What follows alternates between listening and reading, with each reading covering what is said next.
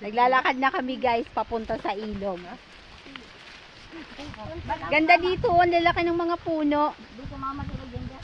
Wala si Jan dun eh. Nasaan? Kung dararas ba niya sa'yo, magbabayad yata ng motor. Sama namin yung ate ko, ayun na Hindi una. na lang pinagita. Ayun naman yung mag-ama. Ayan galyang oh. Tara, kumuha tayo ito. Ayan. Ayun yung galyang, paborito namin yan, masarap yan. Ayun, oh. Ma, ipakita mo yun yung anak-ara mo, hindi sa'yo lagi nakatutok ang camera. Ayan, nakita naman ay oh. Ano ba yan? Alam nga naman hindi nakikita. Di ba dapat nakikita talaga oh. Yung galyang dito lalaki. Anong mukha? Ayan nga oh.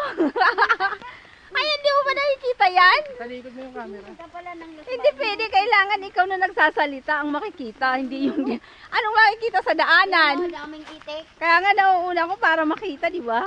Ayan yung mga itik ko. Ayan dami oh. Tingnan Sabi mo. ng asawa ko, Oy, yung daanan daw ipakita. Ayan, nandito na. Ay, ang daming itik!